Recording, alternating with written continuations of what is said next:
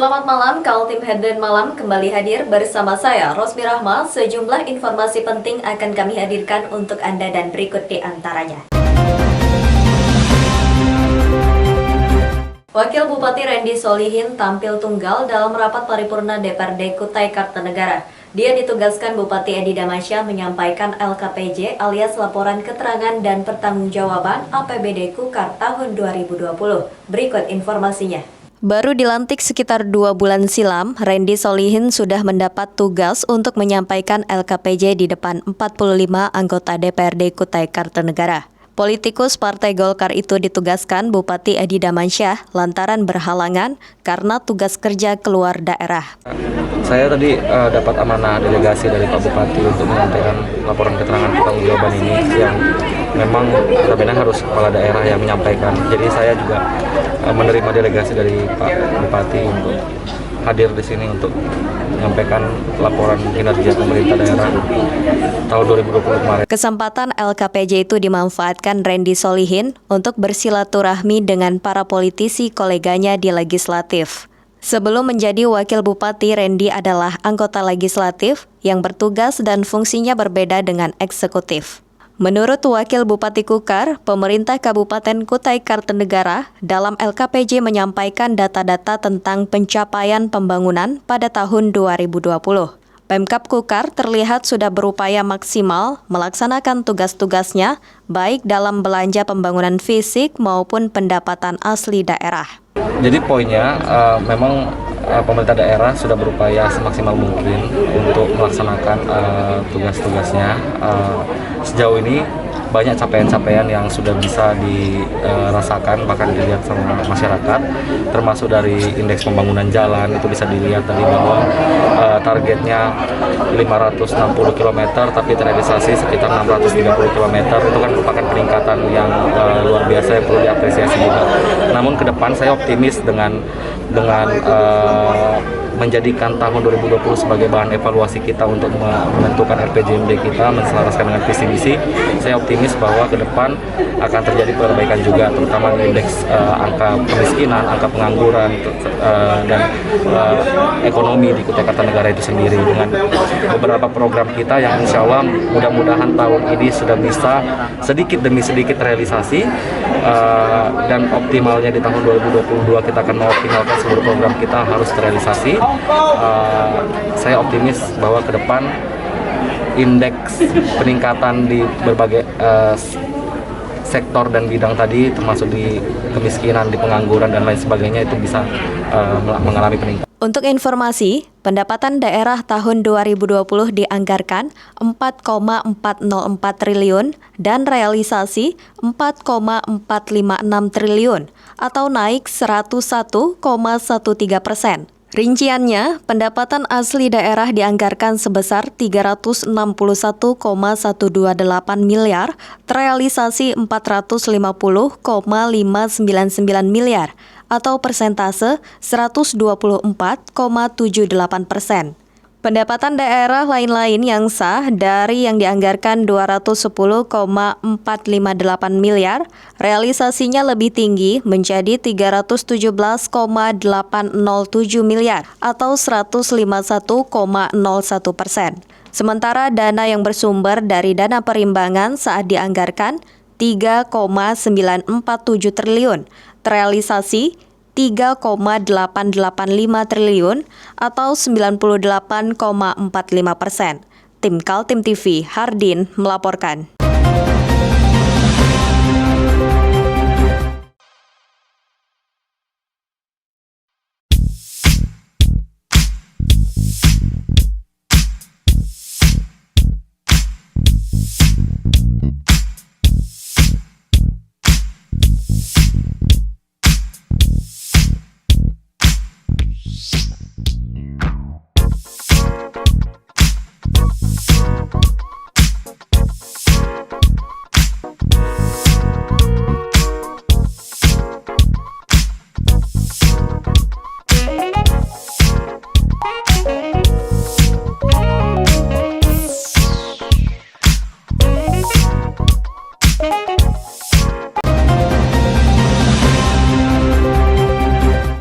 Kerja cerdas itulah yang boleh disematkan kepada Basarnas Kaltim. Bayangkan dalam situasi kerja yang menuntut kecermatan dan kewaspadaan saat melakukan pencarian dan pertolongan korban kecelakaan. Tim Basarnas masih mampu mengabadikan tiap detail momen kegiatan. Berikut informasinya. Inilah Basarnas Kaltim yang beberapa waktu lalu diberikan kepercayaan menjadi narasumber sebuah webinar nasional yang digelar Pusat Data dan Informasi atau Pusdatin Basarnas. Instansi yang disebut Kantor Pencarian dan Pertolongan Kelas A Balikpapan itu mendapat kepercayaan sebagai narasumber, lantaran diakui keistimewaannya dalam publikasi setiap kegiatan. Basarnas Kaltim diwakili oleh Oktavianto yang sehari-hari menjadi kepala operasi. Atas kreativitas dirinya bersama tim, saat ini sudah diluncurkan SIBOS atau Sistem Publikasi Operasi SAR. Menariknya, aplikasi ini sudah bisa diunduh dari Play Store berbasis Android. Kami informasikan pada hari ini, tanggal 31 Maret 2021, alhamdulillah dari Kantor SAR Balikpapan mendapat kepercayaan kami menyampaikan sistem publikasi operasi SAR secara nasional di webinar yang dilaksanakan oleh Pusdatin Basarnas. Hari ini diikuti kurang lebih sekitar 200 lebih ya, 200 hingga 300 lebih sejak hari pertama kemarin, webinar series pertama, dan hari ini hari yang series ketiga dan keempat. Alhamdulillah dari kegiatan kita sampaikan bagaimana sistem publik operasi SAR yang kita laksanakan di Kantor SAR Balikpapan sejak tahun 2012 hingga saat ini. Dan dari data-data yang kita kumpulkan itu sudah kurang lebih hampir ribuan tayangan yang kita sudah naikkan ataupun telah berhasil naik, entah itu dari TV, kemudian dari cetak maupun online, dan juga termasuk radio sebenarnya ada, dan juga dari media lainnya. Dan harapan juga dari difasilitasi oleh pihak Pusdatin Pusat, semua Basarnas di seluruh Indonesia itu seragam. Semua Basarnas itu dapat menerapkan, karena ini untuk sistem ini sangat mudah dilaksanakan, tinggal sekalian saja, dan menggunakan alat yang paling sederhana yaitu yang adalah handphone, dan juga mengetahui jaring-jaringan yang harus kita laksanakan. Tujuan nomor satu, menciptakan trust kepada masyarakat, kepercayaan bahwa Basarnas itu memang melaksanakan tugasnya sesuai tugas dan fungsinya, dan memudahkan masyarakat juga mengupdate data-data pelaksanaan kegiatan operasi SAR dilaksanakan Basarnas dimanapun, karena pasti data ini sangat riskan jika tidak diakomodir dengan baik, dan juga akan terjadi simpang siur. Makanya dia kasih bos ini biar nanti terinci sesuai dengan Undang-Undang 29 tahun 2014 kita laksanakan adalah Basarnas sebagai leading sector untuk operasi SAR di seluruh wilayah Nusantara Indonesia. Aplikasi SIBOS diciptakan untuk memberikan informasi secepat mungkin kegiatan pencarian dan pertolongan yang sedang dilakukan Basarnas di lokasi kejadian. Hanya bermodalkan handphone, tiap petugas SAR yang sedang bertugas di lokasi kejadian bisa membuat laporan layaknya seorang wartawan. Tiap detail kegiatan bisa dipublikasi setelah lebih dulu diproses oleh tim Basarnas Kaltim. Tidak hanya keluarga korban yang merasa terbantu dengan kegiatan publikasi tersebut, sebab kalangan wartawan yang tidak ada di lapangan saat peristiwa terjadi juga bisa langsung menggarapnya menjadi berita-berita di media online, cetak maupun televisi. Basarnas Kaltim hanya perlu memposting hasil foto dan video kejadian di grup WhatsApp yang pesertanya khusus wartawan. Kita pada tanggal 9 September 2020 telah launching aplikasi berbasis Android di Play Store, yaitu namanya SIBOS Pers. Nah, tinggal diketik di Play Store, SIBOS Pers berbasis Android. Untuk sementara kita available di Android dulu, untuk OS lagi proses. Nah, di feature-feature itu banyak keuntungan yang digunakan, pertama gratis, open source juga, dan interaktif dua arah, dan juga komunikatif. Pertama, di situ ada menu breaking news, tinggal ketik, klik, itu akan muncul portal yang sudah di-coding untuk ke message tertentu yang sudah terregistrasi dan juga itu official dari kami. Itu akan menampilkan perkembangan operasi dari awal, perkembangan hingga nanti operasi SAR ditutup. Tinggal buka, jadi nggak perlu lagi rekan-rekan masyarakat ataupun yang pengen tahu, atau bahkan keluarga korban yang jauh dari posko itu nggak perlu ke posko, tinggal lihat saja. Dia langsung direct, tidak perlu nunggu lagi TV muncul di TV sekian jam nanti. Dia bisa hari itu juga ketika ada operasi SAR, dia bisa lihat kegiatan apa dilaksanakan. Ada statement, ada data, ada kegiatan aktivitasnya dan perkembangan datanya. Sistem publikasi ini mengundang keinginan Basarnas di seluruh Indonesia mengadopsi langkah serupa. Tiap personel Basarnas selain dituntut menguasai pendidikan terkait rescue, tapi dituntut pula memahami kerja jurnalistik. Tim Kaltim TV melaporkan.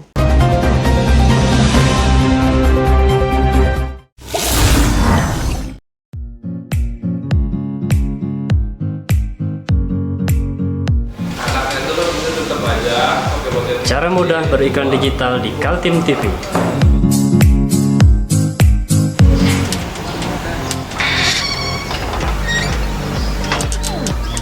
Yang pertama, jadilah sahabat Kaltim TV.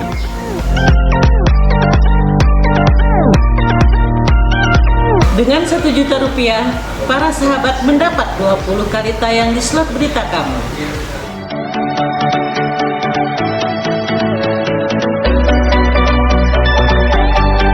Dengan 20 detik dapat menjangkau 20.000 penonton. Anda beruntung karena mendapat kesempatan perdana dari kami. Ayo jadilah sahabat Kaltim TV.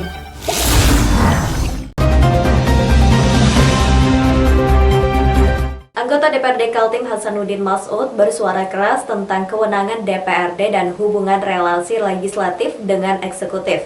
Menurutnya, saat ini legislator tidak memungkinkan untuk mengimpeach gubernur jika ditemukan ketidaksesuaian antara janji dengan program kerja dengan realisasi pembangunan. Pendapat politisi Partai Golkar Kaltim itu disampaikan berkaitan dengan masa laporan keterangan pertanggungjawaban alias LKPJ Gubernur Kaltim tahun 2020 pada rapat paripurna ke-6 yang berlangsung di gedung DPRD Kaltim. Menurutnya, dalam hal LKPJ, menurut aturannya, anggota legislatif dan fraksi-fraksi hanya bisa memberikan rekomendasi saja jika di lapangan ditemukan ketidaksesuaian visi dan misi dengan realisasi pembangunan. Saat LKPJ yang disampaikan Wakil Gubernur Kaltim Hadi Mulyadi terungkap berbagai persoalan yang diantaranya soal tidak habisnya dana refocusing dan naiknya angka kemiskinan dari yang semula 5,94% dan kini 6,64%. Sementara soal dana refocusing penanganan COVID-19, anggaran yang disediakan 538 miliar, namun yang terpakai hanya 228 miliar. Signifikan karena apa yang dilakukan oleh Pak Gubernur dengan semua kewenangan yang kita berikan, pendanaan, budgeting, itu juga tidak mempengaruhi daripada laporan yang dibuat. Karena kita dari DPR tidak bisa mengimpeach, meminta pertanggungjawaban daripada pendanaan itu. Hanya kita bisa memonitoring. Berbeda dengan waktu 10 tahunan yang lalu bahwa kita dari DPR bisa impeach, bahkan minta pertanggungjawaban, bisa menurunkan. Kalau sekarang ini sekedar memberikan pertanggungjawaban dan kita mendengarkan, hanya memberikan saran dan rekomendasi. Tidak bisa memberikan penegasan ataupun menjatuhkan, istilahnya mengimpeach gubernur. Jadi sebenarnya posisi DPR sekarang ini lemah menurut saya. Kita hanya bisa mengeluarkan rekomendasi-rekomendasi saja. Saya kira itu. Kegelisahan Hasanuddin Mas'ud sebagai legislator tidak hanya soal terbatasnya fungsi pengawasan DPRD terhadap eksekutif yang berhenti sebatas rekomendasi.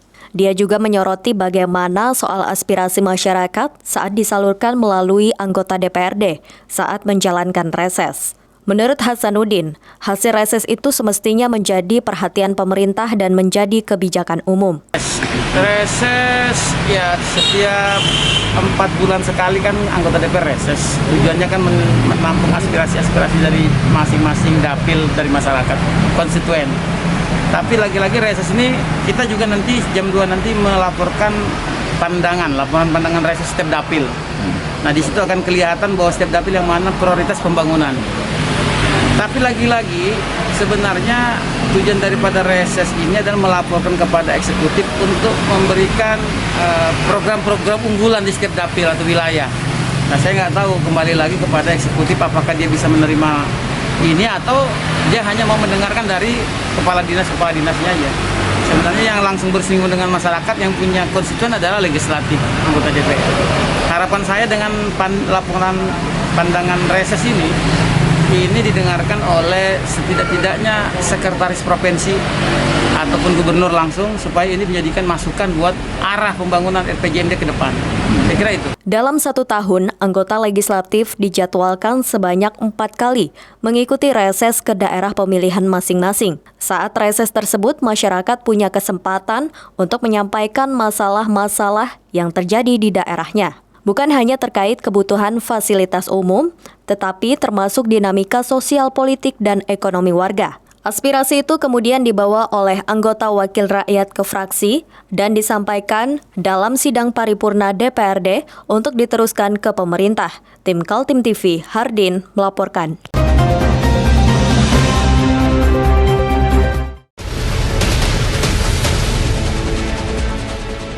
Mari kita memerangi virus corona dengan mematuhi imbauan pemerintah. Stay at home.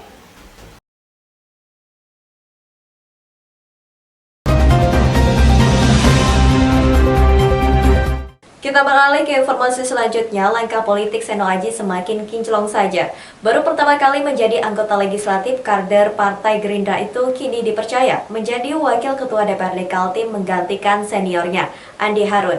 Seperti diketahui, Andi Harun mundur sebagai legislator lantaran maju dan menang menjadi wali kota Samarinda. Suasana pelantikan Aji Seno berlangsung di ruang sidang paripurna DPRD Kaltim, Jalan Teuku Umar, Karangpaci, Samarinda. Acara pelantikan itu hanya sebuah seremonial karena sejatinya nama Aji Seno sudah diumumkan sebagai pengganti Andi Harun sejak bulan Januari 2021 silam. Politikus muda yang baru pertama kali jadi legislator itu menjalankan tugasnya untuk sisa masa jabatan 2019-2024. Prosesi pengambilan sumpah jabatan dipimpin Kepala Pengadilan Tinggi Kaltim, Sutoyo, di depan anggota DPRD Kaltim lainnya. Ketua DPRD Kaltim Makmur HPK optimis Seno Aji mampu mengemban amanah, bekerja sama di dalam unsur pimpinan yang mengedepankan prinsip kolektif kolegial. Sebagai wakil ketua, dia mengemban tugas diantaranya membidangi kelengkapan Dewan Badan Kehormatan. Kita ada memang pembagian tugas. Saya koordinatornya, wakil-wakil itu ada pembagian tugas. Saya dan masing-masing ada yang membidangi Bapak Pelda, ada yang menangani Badan Kehormatan, ada yang menangani komisi-komisi gitu. Untuk nanti posisi Seno Aji sebagai apa nanti ya? Di luar? Nanti rasanya beliau ini di Badan Kehormatan. Masih tetap di BK nanti? BK. Ada, tidak, saya pasti diganti, cumanya artinya sebagai ketua menangani.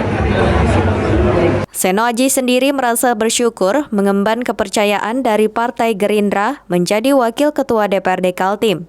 Dia mengakui tugas utamanya di internal DPRD adalah membuat kinerja kelembagaan legislatif semakin dinamis. Sementara untuk eksternal yang bersentuhan dengan pembangunan, maka fokusnya adalah usaha mikro kecil dan menengah yang sedang mengalami kelesuan akibat pandemi COVID-19. Partai Gerindra yaitu mengutamakan UMKM, kemudian menyelesaikan infrastruktur yang ada di Kalimantan Timur, yaitu itu tugas khusus yang diberikan ke saya dan itu kita harus lakukan ke depan. Langkah awalnya apa nih? Langkah awalnya seperti itu.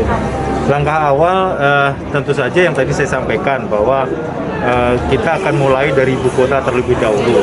Bagaimana ibu kota ini tertata dengan rapi. Kemudian yang kedua, kita akan bekerja sama dengan Dinas Sosial dan Dinas Perdagangan untuk membesar UMKM yang ada di Kalimantan Timur ini. Nah, itu yang sekarang kita coba dorong untuk pemerintah provinsi mendata berapa jumlah UMKM yang ada di Kaltim. Sebagai konsekuensi menjadi wakil ketua DPRD Kaltim, Aji Seno yang berasal dari daerah pemilihan Kabupaten Kutai Kartanegara tidak lagi memimpin Badan Kehormatan. Tim Kaltim TV, Hardin melaporkan.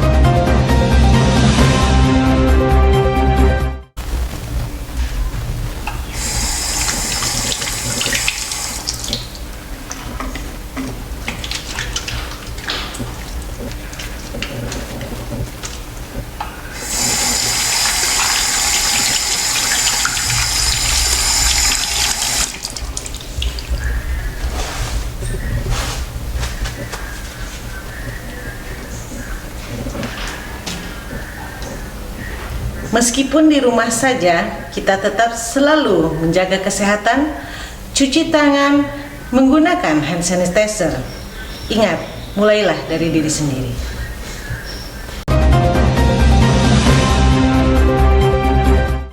Satu lagi alat pendeteksi virus corona dipasang di kota Samarinda. Kali ini alat uji melalui pernapasan dengan nama Genose yang merupakan karya anak bangsa sendiri. Berikut informasinya. Genose mulai populer akhir tahun 2020 lalu, dibuat oleh para ahli di Universitas Gadjah Mada.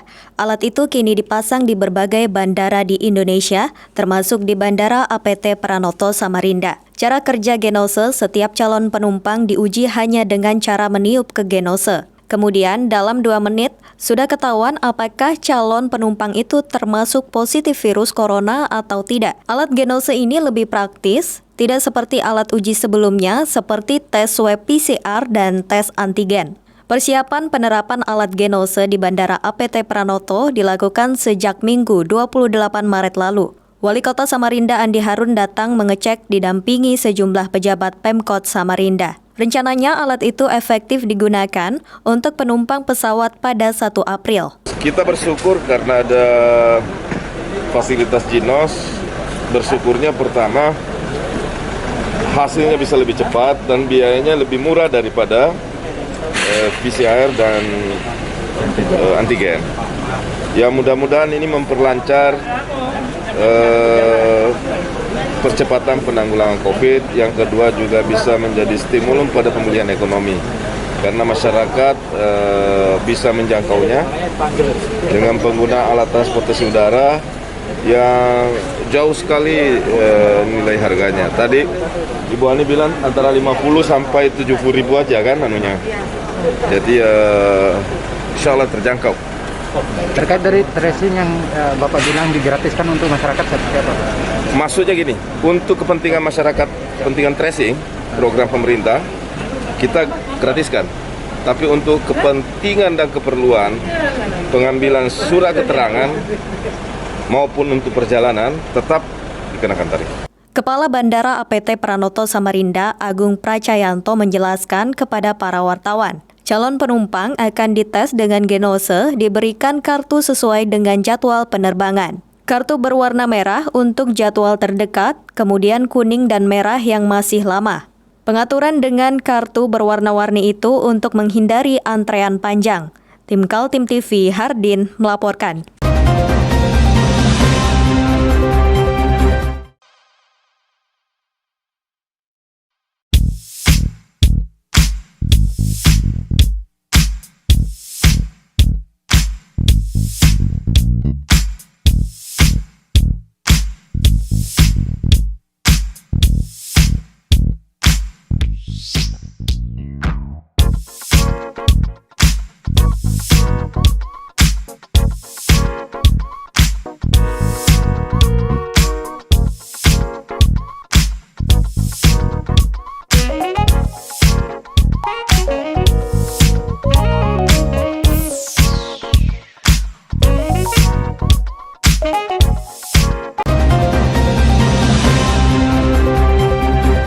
Demikian Kaltim Headline Malam edisi kali ini. Informasi lainnya dapat Anda simak melalui situs website kami www.kaltim.tv, channel YouTube dan fanpage Facebook Kaltim TV.